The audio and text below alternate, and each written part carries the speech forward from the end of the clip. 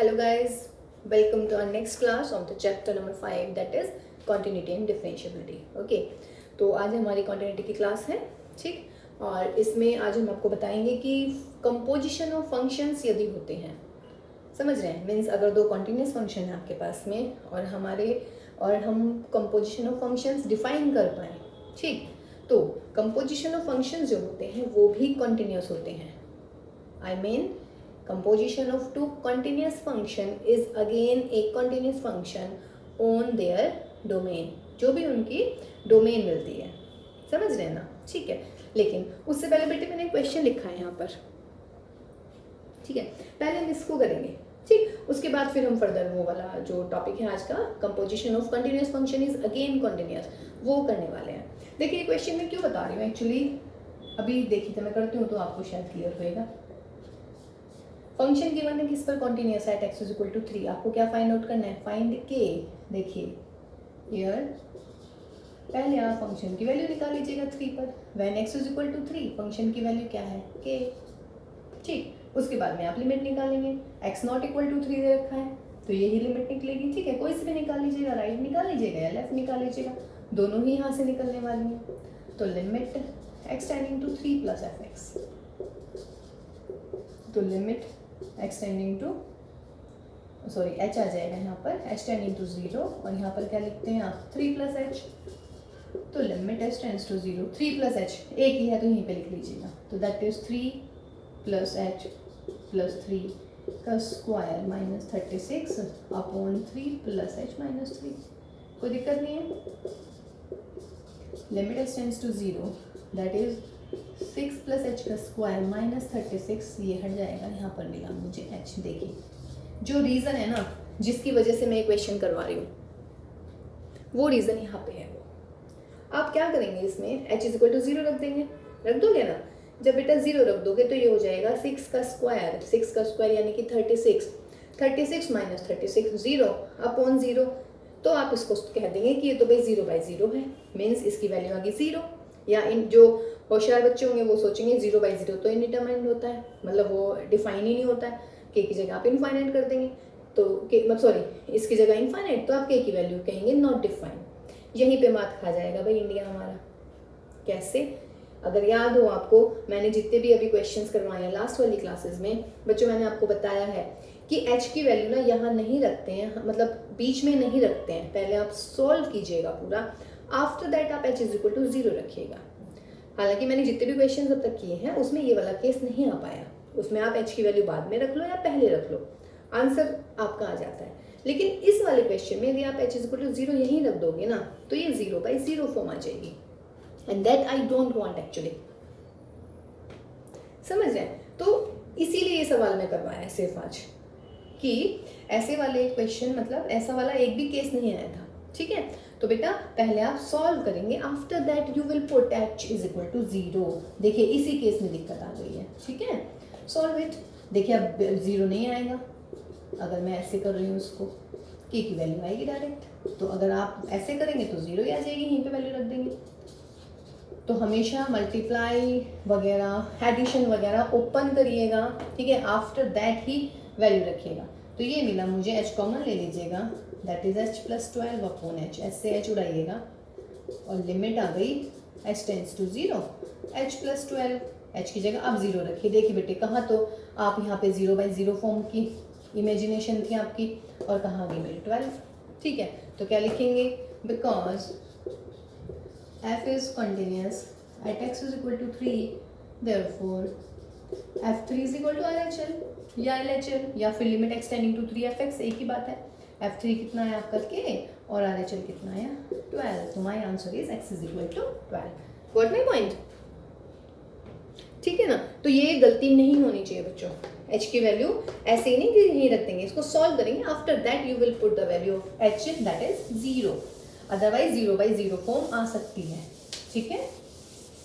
और आंसर में फिर मिस्टेक आ जाएगी भाई, वो आपको करनी नहीं है ना, आपको तो सारे मार्क्स लाने हैं, सारे के सारे क्वेश्चंस करने हैं कंप्लीट। ओके चलिए, तो now composition of continuous function, composition of CTS समझ रहे हैं ना, कॉन्टिन्यूस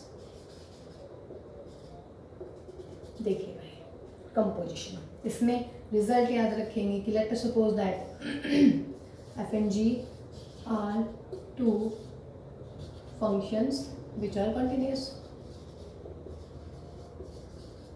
देन दो रिजल्ट होंगे F O G and G O F are continuous, यानी कि composition of two continuous function is again continuous function.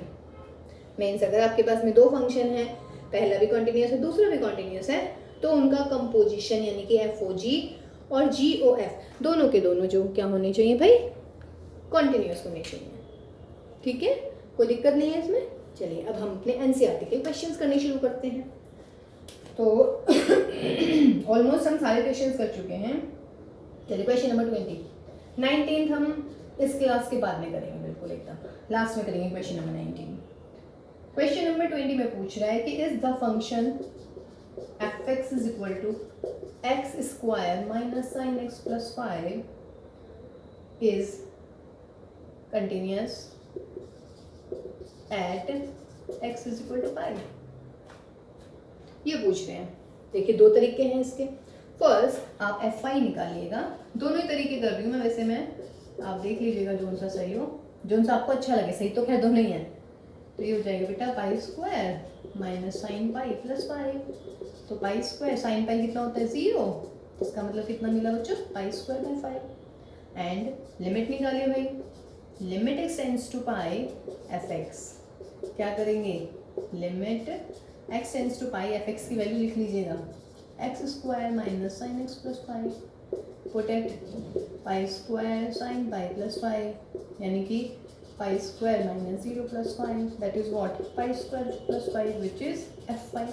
तो इसका मतलब क्या हुआ, therefore fx is continuous at x is equal to 5। ठीक है, थोड़ा और सवाल लेंदी करना है, राइट हैंड निकाल दीजिएगा लेफ्ट हैंड निकाल दीजिएगा। जैसे एक तो ये तो हो ही गया, अकॉर्डिंग टू द मार्क्स देख लीजिएगा, वेरी शॉर्ट है 1 मार्कर है तो आप ऐसे ही करेंगे इसको, समझ रहे हैं, सिंपल से करेंगे। और अगर भाई लेंदी आ जाता है थोड़ा तो आप राइट हैंड निकाल दीजिएगा सेम। तो राइट हैंड में क्या करेंगे हम, limit X tending to pi plus F X, ये आपका सेकंड में मेथड। इसका मतलब बेटा limit S tends to X tending to pi plus H, solve this. Limit S tends to 0, तो यहाँ पर क्या आएगा भाई, पाई प्लस एच का square minus sine pi plus H plus 5। तो साइन पाई प्लस एच क्या हो जाता है, देखिए पाई में फर्क नहीं पड़ेगा, लेकिन अगर पाई बाई 2 होता तो बहुत फर्क पड़ जाता। ये माइनस के साइन आ जाएगा तो ये प्लस के साइन एच हो गया, प्लस के 5 हो गया। एच की जगह 0 रख दीजिएगा, तो पाई square plus sign 0 plus 5, that is pi square plus 5। Similarly आप LHL निकाल लीजिएगा, LHL भी आप देख लीजिएगा सेम ही आने वाली है। आपको LHL के लिए क्या करना है, यहीं पे कर दूँ सॉल्व, इसी में दोबारा लिखने की बजाय यहाँ पे L कर लीजिएगा, यहाँ पर माइनस हो जाएगा, यहाँ माइनस माइनस माइनस माइनस, और यहाँ पर देखिए पाई माइनस करेंगे, यहाँ पर pi minus h pi minus h pi minus h pi minus h, sine 180 minus theta sine ही हो जाता है सेम। तो इसका मतलब बेटा क्या हो जाएगा, RHL LHL और F पाई क्या हो जाएगा, दोनों तीनों की तीनों सेम आ गई। तो इसका मतलब फंक्शन क्या हो गया, कंटिन्यूस हो गया। ठीक है, इसका तीसरा तरीका भी है बच्चों, तीसरा थ्योरेटिकली है आपका। तीसरा देखिएगा, तीसरे में आप क्या करेंगे ना, here f x is equal to, इसको ऐसे कर दीजिएगा एक्स स्क्वायर प्लस 5 माइनस के साइन एक्स। ना एक्स स्क्वायर प्लस 5 क्या है भाई, दिस इज ए पोलिनोमियल, और पोलिनोमियल फंक्शन क्या होता है हमेशा कंटिन्यूस। तो x square plus 5 is a continuous function. कोई दिक्कत, ये रिजल्ट है ना हमारे पास में। Again sine x is a continuous function. So this implies what we have from 1 and from 2, यानी कि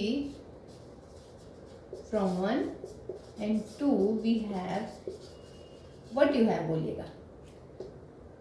अगर दो फंक्शंस कंटिन्यूस होते हैं तो उनका सम उनका प्रोडक्ट, उनका क्वेश्चन, उनका डिफरेंस, उनका कंपोजिशन, ठीक है, सारे के सारे क्या होते हैं कॉन्टिन्यूस। तो फिलहाल मुझे क्या चाहिए आंसर में, माइनस के साइन एक्स, तो मैंने लिख दिया sign x is continuous because if f and g are continuous function, this implies f minus g is a continuous function. Results आप जरूर लिखेंगे, ध्यान रखिएगा, मार्क्स ऐसे नहीं मिलेंगे भाई हवाबाजी में, है ना। मीन्स एक्स स्क्वायर प्लस 5 अलग कर दिया, साइन एक्स अलग कर दिया, ये अलग अलग डिवाइड, अलग अलग पोर्शन कर दिए इसके, this is polynomial continuous, this is sine x continuous. Now दो फंक्शन कॉन्टिन्यूस है, उनका डिफरेंस भी क्या होगा continuous, I have written here, तो इसका मतलब क्या हुआ, this implies f x is continuous everywhere, everywhere in its domain. और भाई जब हर जगह है तो डेफिनेट सी बात है पाई पे तो हो गई। मान लीजिएगा एक चीज़ मैं कह रही हूँ कि एक चीज़ हर जगह कॉन्टिन्यूस है, तो बेटा अगर हर जगह कॉन्टिन्यूस होगी तो उसका मतलब क्या होगा आपका, कि कोई पर्टिकुलर पॉइंट होगा तो उस पर तो कॉन्टिन्यूस होगी ही, ठीक है। तो देखिए इस सवाल को करने के 3 तरीके हो गए हैं, ठीक, ऐसे भी करेंगे आप। जब चूंकि आपने भाई रिजल्ट याद कर रखे हैं ना, तो आप ये देख लेना बेटा, अगर कोई बड़ा सा फंक्शन दे रखा है तो is that function is sum of two continuous, or it is the product, or it is the reciprocal, or it is the question, or it is the difference of two continuous function। अगर ऐसा है continuous function के बारे में तो आप direct जैसे मैंने लिखा है आप ऐसे रिजल्ट लिख दीजिएगा, कोई इशू नहीं है। जैसे कि क्वेश्चन नंबर 21 देखो बच्चों, इसका फर्स्ट पार्ट है sign X plus cos x के बारे में बताना है, तो late sin x plus cos x is what, fx। now क्या लिखें भाई, because sin x is a continuous function and cos x is a continuous function, this implies sin x plus cos x is a continuous function। और result क्या लिखेंगे, because f and g are continuous function implies f plus g is continuous, ठीक है। ये हमारा first part है।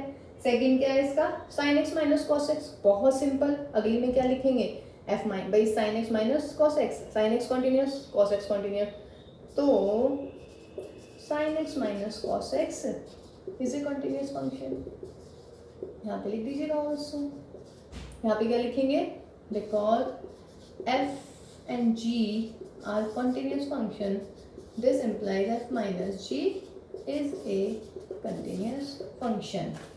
again क्या है प्रोडक्ट, यानी कि sin x into cos x is a continuous function because f and g are continuous functions implies f into g is a continuous function। एक ही बार लिख दीजिएगा, मैंने अभी आपको अलग अलग करके दिखाए, यहीं पे लिख सकते थे सारे रिजल्ट्स, कोई दिक्कत। तो देखिए इसमें हमने रिजल्ट यूज करे हैं भाई, कौन से वाले रिजल्ट, अगर दो फंक्शंस हैं कॉन्टिन्यूस हैं, उनका सम भी कॉन्टिन्यूस, उनका डिफरेंस भी कॉन्टिन्यूस और उनका प्रोडक्ट भी कॉन्टिन्यूस। देखिए आपको कुछ करने की जरूरत ही नहीं पड़ी, बस आपको क्या याद होने चाहिए बच्चों, रिजल्ट्स याद होने चाहिए। आप रिजल्ट याद कीजिएगा, कॉन्टिन्यूस फंक्शन की प्रॉपर्टी जो आपको करवाई हुई है, ठीक है। और देखिए सवाल कितने इजीली हो रहे हैं या नहीं। उसके बाद में 22nd क्वेश्चन है, डिस्कस द कॉन्टिन्यूटी, ये भी अभी बाद में करेंगे 19, 10, 22। अब करते हैं गॉफ और फोक वाले। देखिए क्वेश्चन नंबर है 31। 31 में कहना है, show that the function defined as fx is equal to cos x square is a continuous function। देखिए जी, cos x square here, let देखिए बच्चों यहाँ पे दो फंक्शन दिख रहे हैं, एक तो cos x दिख रहा है, एक x स्क्वायर दिख रहा है, समझ रहे हैं। एक तो क्या दिख रहा है आपको cos x और दूसरा क्या लग रहा है बच्चों, x स्क्वायर। हमेशा आपके पास में इस टाइप के क्वेश्चंस आए, मतलब इस टाइप के फंक्शंस आएंगे। अब देखो भाई, जब ये cos x स्क्वायर है तो आप सपोज कर लीजिएगा एक फंक्शन तो मान लेंगे हम डिफाइन करेंगे hx, और भाई दूसरा मैं डिफाइन करूंगी स्क्वायर। अगर cos अंडर रूट x होता, एक मैं cos x करती, एक रूट x करती। अगर under root of cos x होता, अंडर रूट है ना, तो एक कॉस एक्स होता, एक अंडर रूट एक्स होता, समझ रहे हैं। अगर मान लीजिएगा इस क्वेश्चन को अगर हम बोल दें कि भाई और क्या बोल दें, कॉस मॉड एक्स बोल दें, एक कॉस एक्स होता है, एक मॉड एक्स होता है, ठीक है। तो इस टाइप से आपको बस इसमें जो मेन है ना, मेन लाइन यही है, मीन्स आपको दो फंक्शंस निकालने हैं एक फंक्शन में से, ठीक है। वो आपको देखना है बच्चों की क्या होना चाहिए। जैसे cos x एक्स स्क्वायर बहुत इजी है ये पहचानना, है ना, 2-3 क्वेश्चन हम करेंगे तो आप देखिएगा, आपको लगेगा ये तो बहुत इजी हो रहा है पहचानना। उसके बाद में ना hx is equal to cos x, this implies cos x is a continuous function, या ऐसे लिख लीजिएगा, because cos x is a continuous function, this is hx is a continuous, ये लिख लीजिएगा because cos x, मतलब वही सेम रिजल्ट हो गया। नाउ gx क्या है, gx is equal to x square, polynomial function, तो this implies what, gx is a continuous function। अब यहाँ से आप क्या क्या बता सकते हैं, देखिए cos x continuous x square, तो इसका मतलब पहला सवाल cos x plus x square continuous, दूसरा cos x minus x square continuous, तीसरा x square into cos x continuous, समझ रहे हैं। तो ऐसे कॉन्टिन्यूस होते चले जाएंगे, ठीक है। तो देखिए आप ये सब फंक्शंस निकाल दीजिएगा और रिजल्ट यूज कीजिएगा और आंसर आ जाएगा। बट भाई हमारा ना तो उनमें से जो अभी मैंने बताए हैं वो तो नहीं है फंक्शन। अब मेरी प्रॉब्लम क्या रहेगी इस क्वेश्चन में, आपको ये पता लगाना है कि जो मेरा ये क्वेश्चन गिवन है ना बच्चों, ये कंपोजिशन तो है एच और जी की, लेकिन just you have to check either this is H O G और G O H, what is this, समझ रहे। तो या तो ये एच ओ जी होना चाहिए जो हमारा सवाल है, या फिर जी ओ एच होना चाहिए, बस ये ही मेन है इसमें। If h x is equal to cos x और g x is equal to x square, ये मैंने यहाँ से निकाल दिए दो सब फंक्शंस। अब मेरा क्वेश्चन है कोस एक्स स्क्वायर, समझ रहे हैं। तो अब आप रफ करके देखिएगा एच ओ जी, यानी कि h of g x, rough करना है इसको, फेयर नहीं करना है। एच ऑफ जी एक्स निकालिएगा भाई, जी एक्स है मेरा एक्स स्क्वायर, कॉस एक्स है तो एक्स को किससे बदलना है, एक्स स्क्वायर, तो क्या मिल गया भाई, कोस एक्स स्क्वायर। इसका मतलब अब लिखेंगे यहाँ पर because h x and g x are continuous function, तो दिस इम्प्लाइज क्या आया मेरा, एच ओ जी, तो h O g x is also a continuous function, hence h O g क्या आया है बच्चों, कॉस एक्स स्क्वायर, और यही हमारा सवाल था, तो hence cos x square is a continuous function, ठीक है। GOH और HOG दोनों निकाल के देखने हैं, दोनों में से कौन सा आपका क्वेश्चन बन गया उसका रिजल्ट लिखना है। हालांकि देखिए अगर H और G कॉन्टिन्यूस है तो HOG भी कॉन्टिन्यूस होगा और GOH भी कॉन्टिन्यूस होगा, बिकॉज रिजल्ट है हमारा जो हमने आज आपको फर्स्ट मतलब इसी क्लास में फर्स्ट बताया है कि composition of two continuous function is again a continuous function, okay. So आपने एच ओ जी ये रफ करके देख लीजिएगा बहुत जल्दी से कि आपको क्वेश्चन में क्या है। अच्छा अगर सवाल होता मेरा इसी में, मान लीजिएगा फर्स्ट पार्ट है, मैं कह रही हूँ cos स्क्वायर एक्स है मेरा सवाल, मैं पूछ रही हूँ बताओ भाई cos स्क्वायर एक्स है क्या कॉन्टिन्यूस। cos एक्स को एक तरीके से और कर सकते थे हम, देखिए अब सब दिमाग लगाएंगे अपना। cos स्क्वायर एक्स को मैं क्या कर सकती थी, cos x into cos x, cos x continuous, product of two continuous is continuous, ये भी लिख सकती थी मैं, समझ रहे हैं। लेकिन अगर इससे करना है आप GOH निकाल के देख लीजिएगा भाई, GOH क्या होगा, G ऑफ HX कितना है cos x, तो G ऑफ cos x और G of cos x means cos x square और cos x square means cos square. अगर सवाल ये होता तो मैं लिखती रिजल्ट में क्या GOH लिखती, समझ रहे हैं। बस मेन क्या है आपको ये पहचानना है कि कंपोजिशन में क्या लिखें हम, HOG लिखें भाई या GOH लिखें, ठीक है। चलिए नेक्स्ट क्वेश्चन करते हैं, आप कोशिश कीजिएगा बताने की भाई। 32 कह रहे हैं fx is equal to mod of cos x is continuous और नॉट। इसमें भी देखिए दो फंक्शंस लेंगे, लेट एक ले लीजिएगा hx क्या ले लूँ मैं, cos x ले लेती हूँ और भाई एक gx ले लेती हूँ मॉड। दो फंक्शंस मिल गए, एक मोड दिख रहा है, एक कॉस दिख रहा है, एक ट्रिग्नोमेट्री दिख रही है और एक मोड दिख रही है इसमें, तो दो फंक्शंस ले लिए। अब क्या लिखेंगे, because cos x is a continuous function, this implies hx is a continuous and also mod x is a continuous function, this implies gx is a continuous function। देखिए कितनी जल्दी सवाल हो रहे हैं ये, ठीक है। अब मैंने क्या कहा है, सवाल ढूंढ लीजिएगा। अब आप निकालिए जी ओ एच, तो जी ऑफ एच एक्स क्या होगा बच्चे, g of h x, h x क्या है मेरा, कॉस एक्स, यानी कि जी ऑफ कोस एक्स, और जी एक्स क्या है, मॉड एक्स।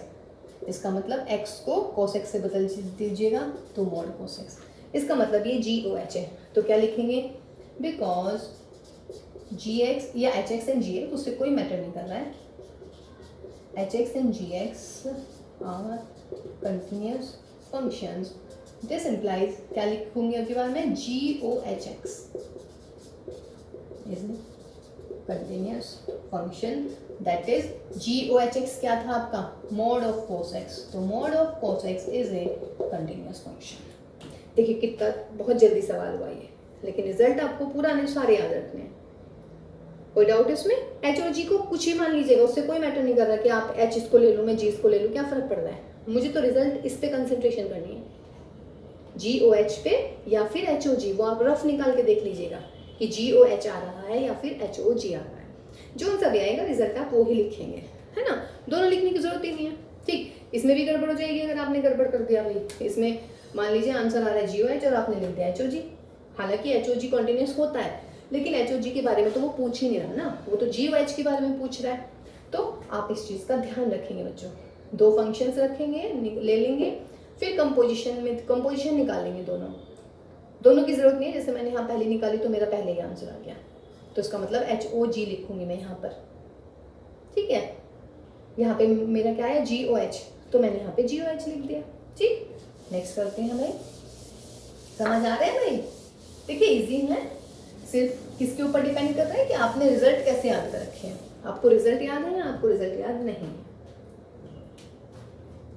देखिए बच्चों क्वेश्चन नंबर 33 में बोल रहे हैं कि examine the continuity of mod of sine x, let this is F x.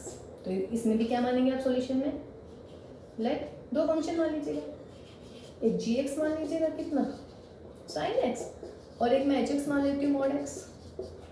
अब क्या लिखेंगे, because sine x is a continuous function, this implies g x is a continuous function, trigonometric function होती है भाई continuous, also mod x is a continuous function, this implies hx is a continuous function। अब आप निकाल के देखिएगा, rough करके देख लीजिएगा, कहीं भी जी ओ एच एक्स निकाल लीजिएगा, रफ निकाल लीजिएगा, फेयर निकाल लीजिएगा, मर्जी है आपकी।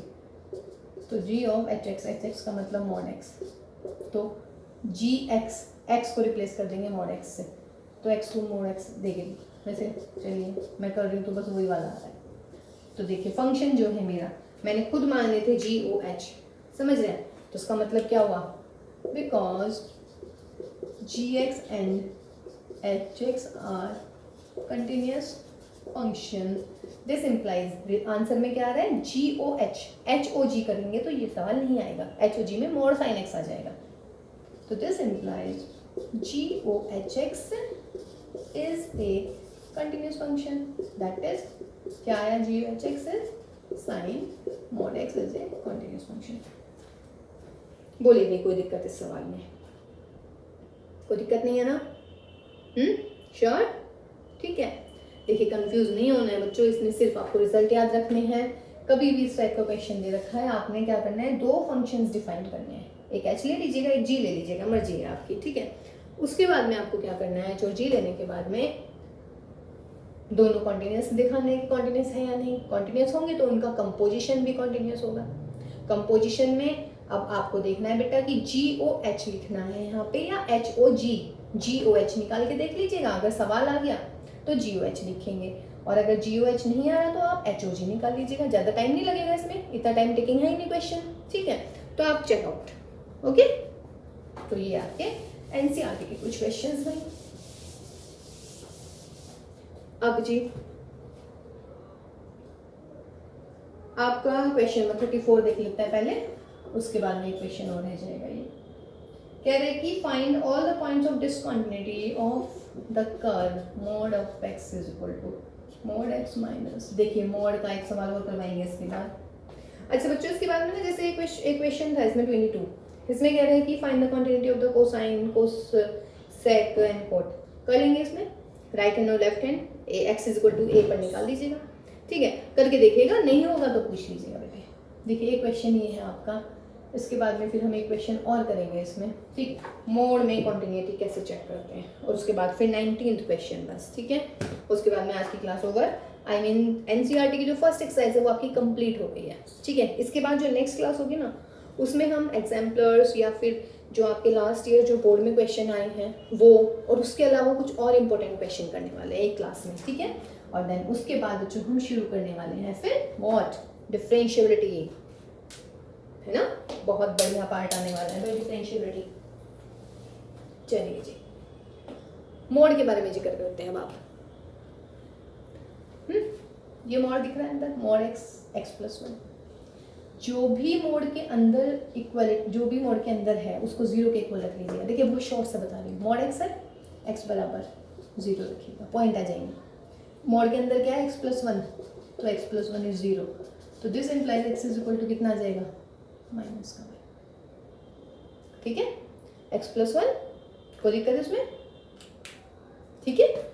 यहाँ जो भी मोड के अंदर है आपको उसकी वैल्यू निकालनी है, उनको अरेंज कर लीजिएगा नंबर लाइन पर।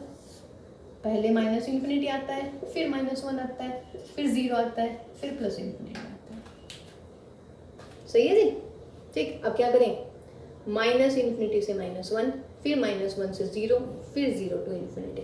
मीन्स क्या करना है ना, इस केस में क्या हो जाएगा, इसका मतलब x की वैल्यू लेस देन -1 लेनी है, यहाँ से लेके यहाँ तक। 1 से 0 का मतलब क्या हो गया बच्चों, -1 से बड़ी और 0 से छोटी लेनी है, और यहाँ से लेके यहाँ तक का मतलब क्या हो गया, ग्रेटर देन और equal to 0।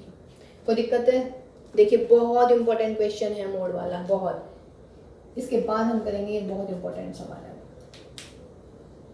Minus infinity to -1 का मतलब x की वैल्यू -1 से कम, -1 से 0 में मीन्स -1 से बड़ी, 0 से छोटी, 0 टू इन्फिनिटी मीन्स 0 से बड़ी, नो इश्यू।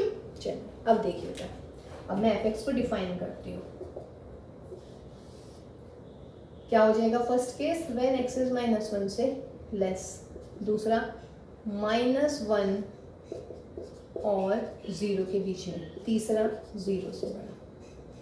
देखिए बेटा यहाँ आ रहा है ना, ये x की वैल्यू लेस देन -1 है, तो मोड, इसका मतलब x की वैल्यू 0 से भी कम है, भाई 0 से तो कम ही रहेगी ना, इसका मतलब मोड x क्या आ जाएगा आपका, माइनस का x। और क्योंकि x की वैल्यू लेस देन -1 है मीन्स x प्लस 1 क्या आएगा, नेगेटिव, तो ये भी नेगेटिव आएगा, नेगेटिव ऑलरेडी है, नेगेटिव और साइन लगाइए और यहाँ पे लिख दीजिएगा x प्लस 1।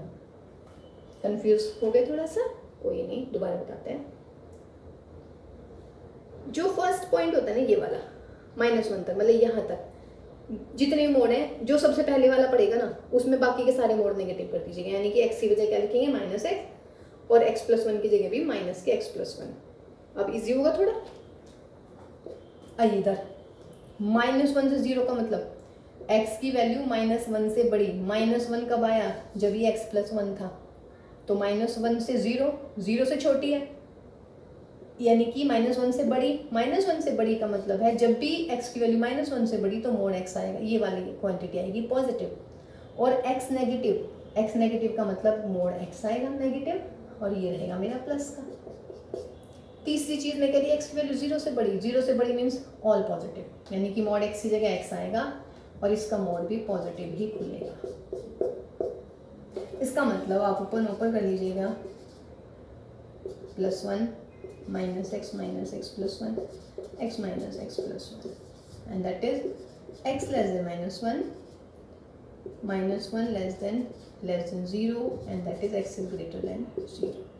तो f(x) की वैल्यू देख लीजिएगा बेटा कितनी आई है, ये गया यहाँ से 1 आ गई, 1 - 2x आ गई, और यहाँ पर मेरी 1 आ गई। जब x की वैल्यू लेस देन -1 से 0 के बीच में, और भाई 0 से बड़ी, ये फंक्शन मिल गया अब आपको। कोई दिक्कत इसमें? ये समझ में आया थोड़ा बहुत या नहीं आया? जो भी पॉइंट्स हैं मोड के अंदर उनको ज़ीरो रख लीजिएगा। रख लेंगे ज़ीरो। ज़ीरो रखने के बाद में एक्स की वैल्यू ज़ीरो आ गई, मोड एक्स मतलब एक्स प्लस वन ज़ीरो, तो एक्स की वैल्यू -1। इनको नंबर लाइन पे सेट कर लीजिएगा। पहले -1 आएगा, फिर ज़ीरो आएगी, फिर इंटरवल्स बांट लीजिएगा। एक्स की वैल्यू -1 से छोटी, -1 और 0 के बीच में, 0 से बड़ी, ये लिखा है। अब -1 का एक्स की वैल्यू लेस देन -1, अगर -1 को मैं इधर ले जाती हूँ तो इसका मतलब क्या होगा बच्चों? इसका मतलब मेरा x + 1 नेगेटिव हो गया। ये तो मतलब है इसका। जब बेटा x + 1 नेगेटिव, तो मोड x + 1 क्या आएगा? नेगेटिव आ गया। ठीक है, अब एक बार बताओ, 0 से भी तो छोटा ही है भाई, 0 से इधर ही तो पड़ रही है नंबर, तो इसका मतलब है मोड x भी क्या आएगा? नेगेटिव आ गया।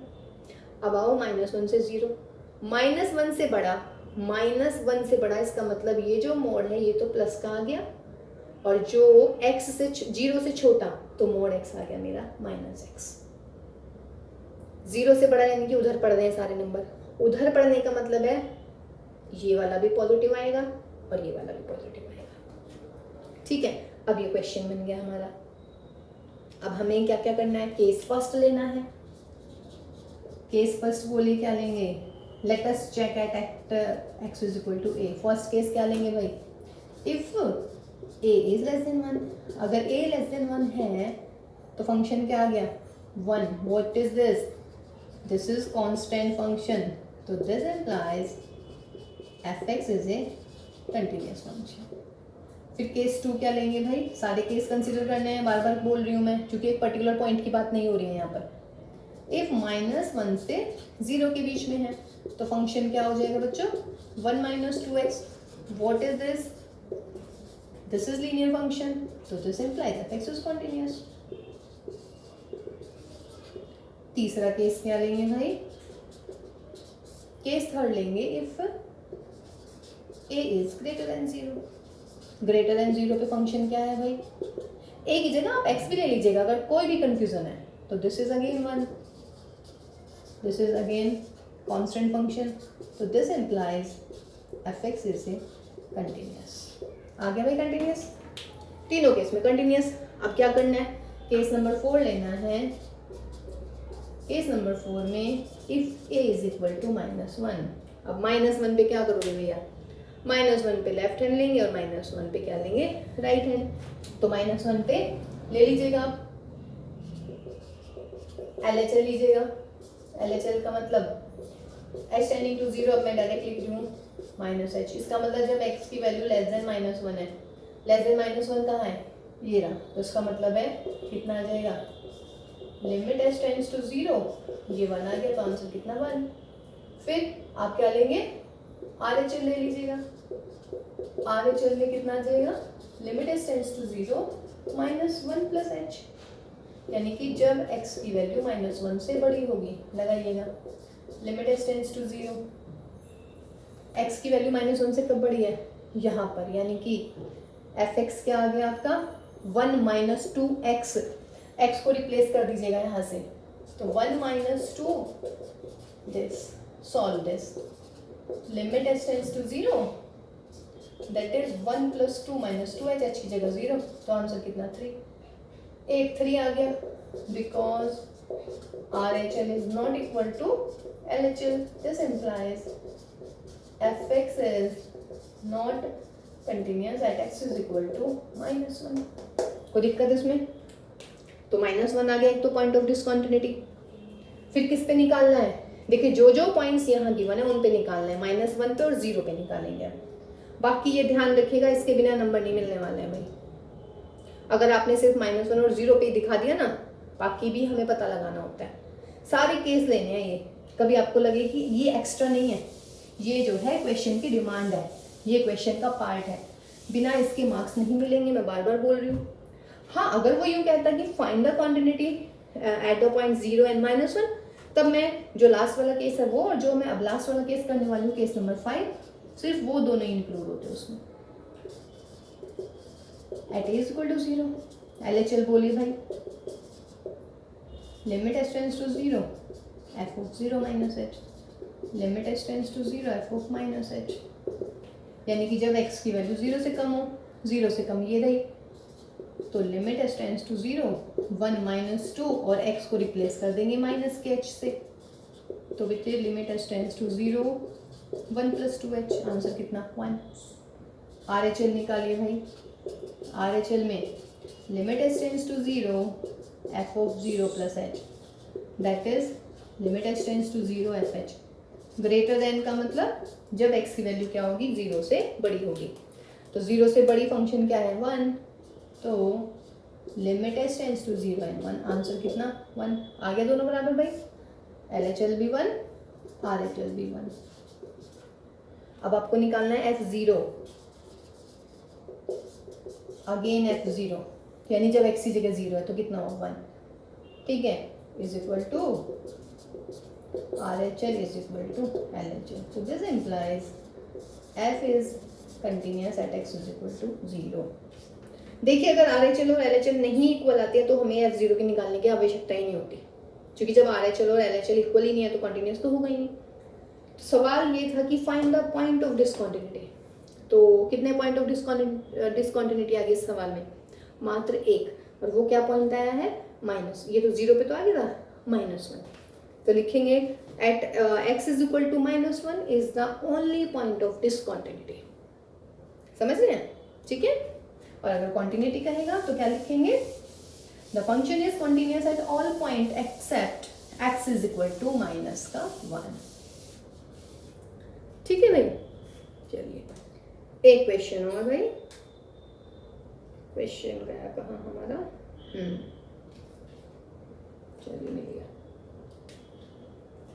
अब आपका क्वेश्चन है question number 19, last question of this class, x minus what is this is greatest integer function, ये ध्यान रखिएगा, इसको हम बोलते हैं ग्रेटेस्ट इंटीजर फंक्शन। कह रहे this is discontinuous at all integral point and this is, ठीक है। चलिए देखते हैं ये लास्ट, उसके बाद बेटा कुछ इंपॉर्टेंट क्वेश्चन करेंगे फिर हम कॉन्टिन्यूटी के, और उसके बाद में फिर हम डिफरेंशिएबिलिटी शुरू करेंगे। एक क्लास और होगी कॉन्टिन्यूटी की जिसमें बहुत ही इंपॉर्टेंट क्वेश्चन हम लोग करने वाले हैं, ओके। चलिए f(x) is equal to x minus greatest integer x, ठीक। अब इसमें दो केसेस लेंगे आप, क्योंकि देखिए x है रियल नंबर पे जा रहा है, यानी कि सारे रियल नंबर की बात करनी पड़ेगी। केस फर्स्ट लेंगे भाई, if x does not belongs to z, यानी कि x जो है हमारा इंटीजर नहीं है, समझ रहे हैं, x क्या नहीं है हमारा इंटीजर नहीं है, then let x is equal to a which is not an integer, यानी कि नॉन इंटीजर है। f a क्या निकलेगा भाई, a माइनस दिस, ठीक है। इंटीजर नहीं है, इंटीजर नहीं है का मतलब बोलेगा, अगर इंटीजर नहीं है इसका मतलब क्या हुआ कि मान लीजिएगा 7.68 ले लेते हैं, तो 7.68 माइनस इंटीग्रल पार्ट ऑफ 7.68 क्या मिलेगा भाई, -7, यानी कि 0.68, या कोई दिक्कत, ठीक है ना, ये मिलने वाला है 0.68। अच्छा दूसरी बात, अगर हम, ये तो हुआ हमारा सिंपल किसी भी एक पॉइंट पे, अब अगर मान लो बेटा इसमें भी मैं राइट और लेफ्ट लेना शुरू कर दूं, तो राइट और लेफ्ट में क्या होता है बताइएगा, राइट में आप बढ़ते चले जाते हैं, यानी कि पॉइंट आ जाएगा आपका a प्लस एच टाइप का, और दूसरा बोलिएगा दूसरा क्या आएगा, दूसरा पॉइंट आ जाता है हमारा a माइनस एच टाइप का, ठीक है।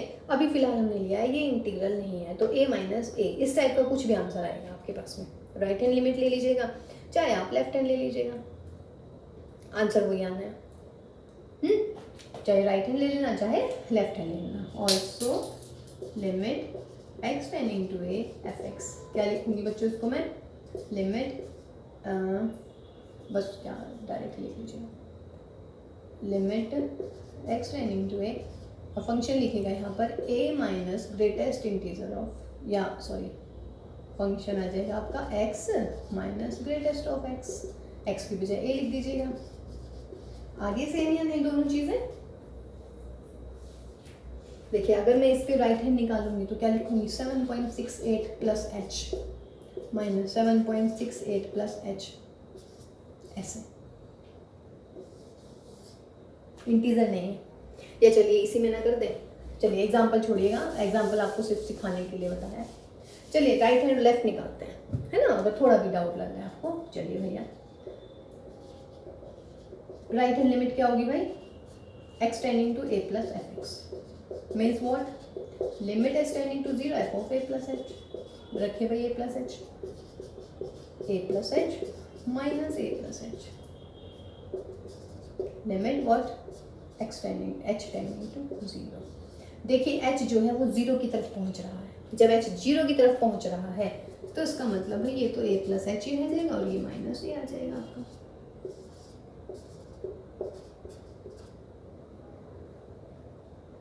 है ना, ये h की जगह आप 0 रख दीजिएगा, ये तो गया, h की जगह 0 रख दीजिएगा तो a minus integral part of a, जो भी इसका इंटीग्रल पार्ट आएगा। आगे राइट हैंड, लेफ्ट हैंड करेंगे a माइनस एच, यहाँ पे a माइनस एच, x से अगर मैं राइट लेफ्ट निकालूँ तो लेफ्ट में क्या करोगे माइनस, यहाँ माइनस। देखिए h टेंडिंग टू 0 है तो h टेंडिंग टू 0 होते ही ये क्या हो जाएगा a माइनस a, यहाँ पर भी माइनस। ठीक, तो दो तीनों बराबर आ गई, RHL LHL और FA आ गया इक्वल। ठीक है, अब हम निकालते हैं सेकंड केस। इसका मतलब क्या हुआ, therefore fx is continuous at all non integer value.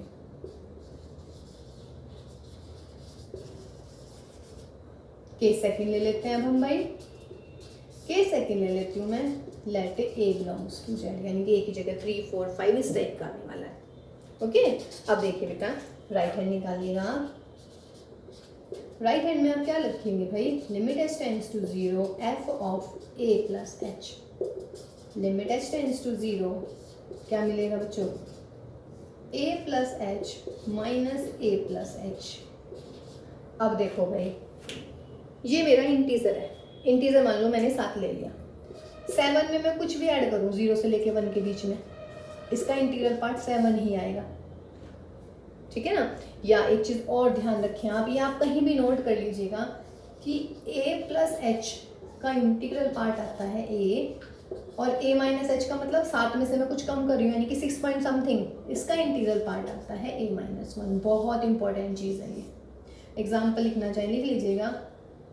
मान लीजिएगा h की वैल्यू है 0.03, माइनस कर रहे हैं तो इसका मतलब कितना है 6.97, और इसका इंटीग्रल पार्ट क्या होता है 6, तो आ गया ना a माइनस 1। और अगर बेटा मैं प्लस कर रही हूँ इसमें, इसका इंटीग्रल पार्ट कितना 7.03, तो कितना आ गया इंटीग्रल पार्ट। ठीक है, ऐसे समझ लीजिएगा। अब ये क्लियर हो गया होगा बिल्कुल, क्योंकि ये रियल नंबर है, रियल नंबर ऑलरेडी बेटा पॉइंट में होता है तो वो तो इंटीग्रल पार्ट ही रह जाएगा बस उसका तो। ठीक है, अब इसका मतलब ये कितना आ गया भाई, limit h tends to 0 that is a plus h minus का a से a उड़ाइएगा, limit h tends to 0 that is h, यानी कि कितना आया 0। ये आ गई हमारी RHL। अब आपको क्या निकालना है, LHL निकालिए भाई।